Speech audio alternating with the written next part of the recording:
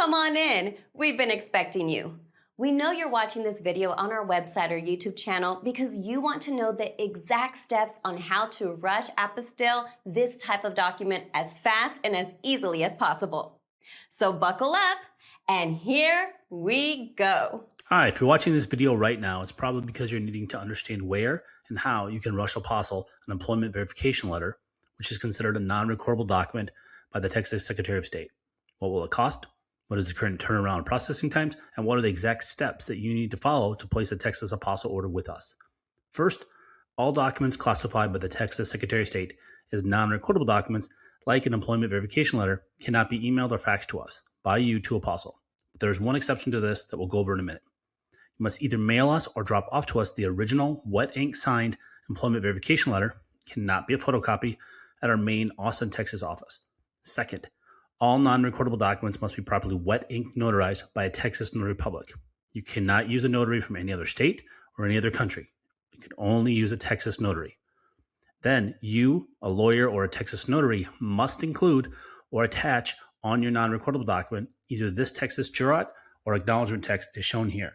So in any employment verification letter, regardless of whoever created it, you must either put the Texas notary jurat text, which is this right here, and you can click right here to download it as a PDF, and you can just print it off, attach it to your document, or, and it says or, meaning one or the other. You cannot do both. Do not put both of these on your document. You only put one of these.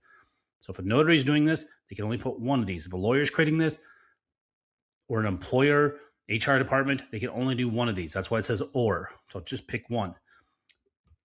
And if you want a Texas notary acknowledgement, you just take this text and you can click right here and download that. And then you can print it off and attach it to your letter. You can also use the Texas e-notary, which is also called an online notary, virtual notary, or remote notary to notarize your documents via Zoom or web conferencing if you do not currently reside in Texas or the US. In this scenario, you can use our Contact Us page to upload and send us your electronically signed and notarized documents, so you never have to mail or drop off anything to us. And you can get to our contact page from here 3 different ways. So you can click on her right here, or you can click right here, or you can click right here. And then make sure when you're doing an employment letter, make sure that the employer signs the letter and the notary is watching an employer sign it. We get employment letters where the notary will make errors and they'll print your name right here. See, it says before me. This is the notary making their statement. It says before me, print notary's name, personally appeared. Okay, the document signer, the employer, because it's an employment letter. So you, if you're the employee, cannot sign it. It is an employer, your boss, the CEO of a company, the HR department, whoever is signing it in front of the notary prints their name right here, not your name, which is your document will get automatically rejected by the state if they do that. And again, right here, print document signer's name.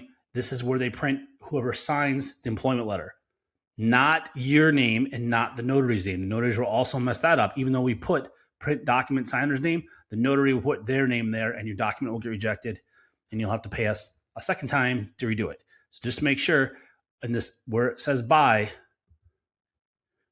or right here, personally appeared, it's the person who's signing the letter at the employer.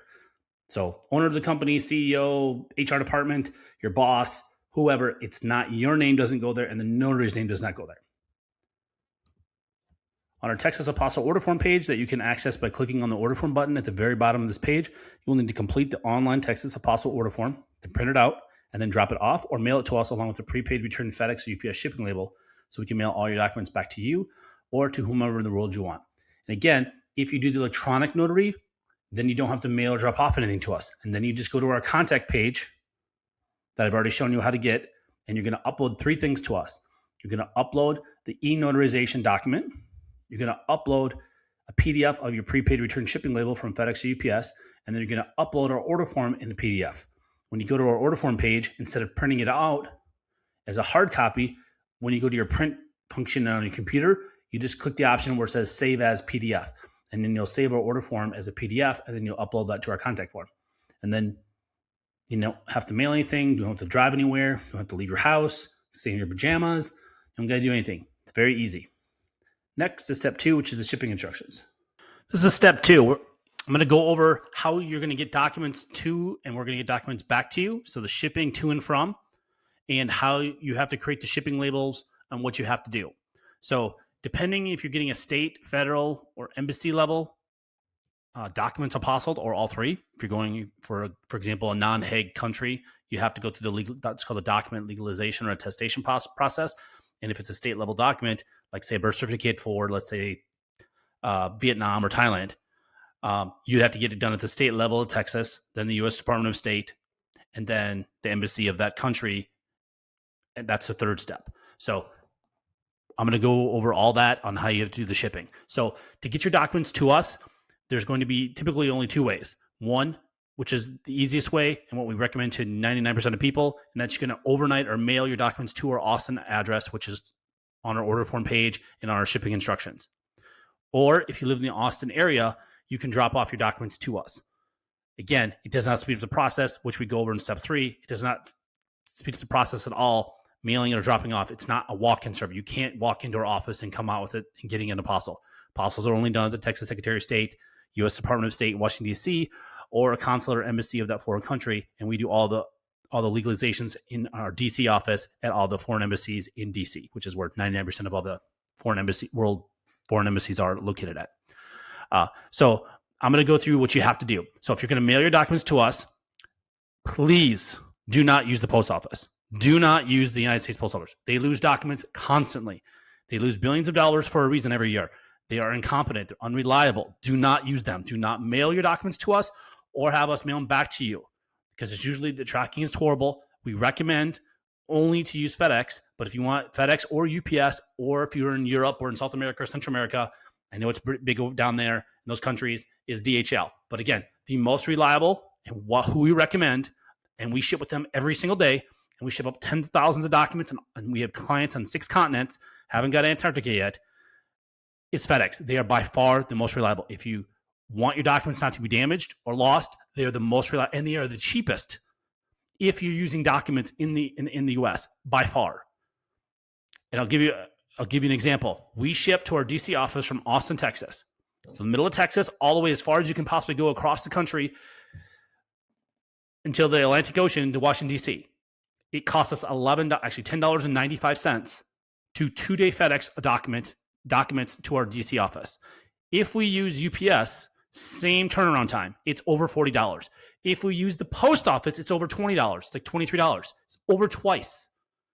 So if you're using documents, FedEx is so much cheaper than using UPS and the post office for that matter, if you're doing it fast within overnight or 2 days. Most people don't realize that's only if you use the FedEx One option. And our video on our shipping pages, they're going to go through that. I'm going to explain that. So here's the links you're going to click on. So this will do a long video, another 15, 20-minute video. It will walk you through something that FedEx or UPS doesn't even do on their website.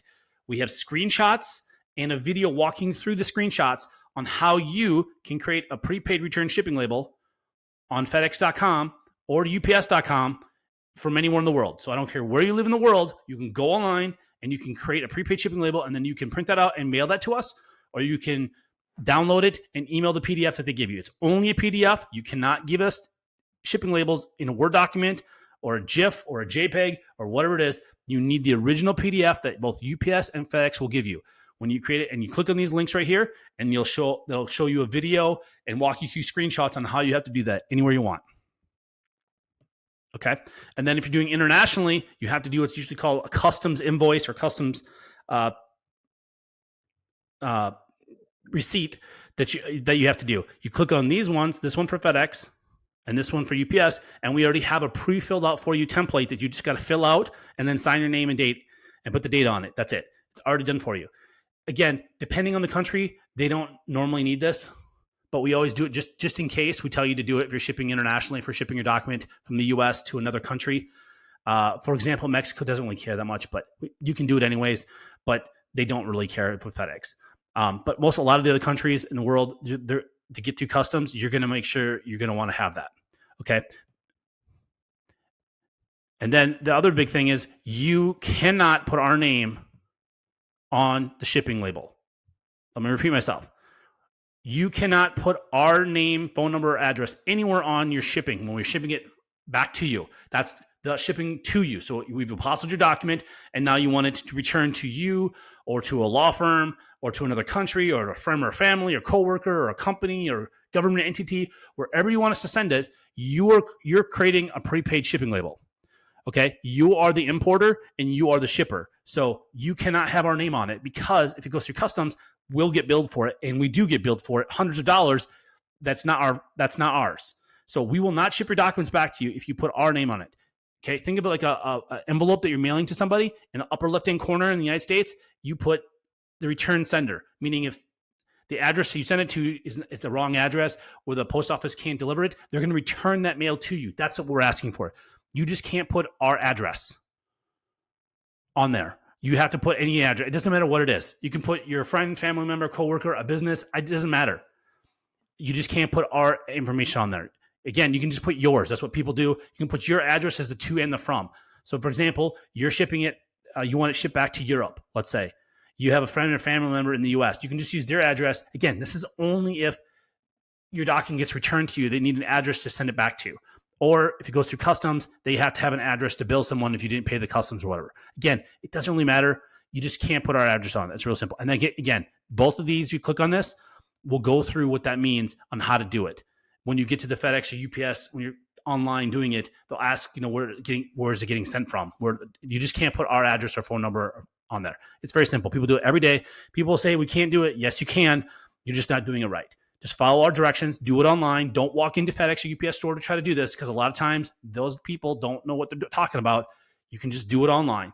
We have it done every single day from every country in the world. You can create the label online, not using our address. Because again, you are creating the label online and you are paying for it, not us. We are just simply dropping it off at FedEx or UPS or DHL for you.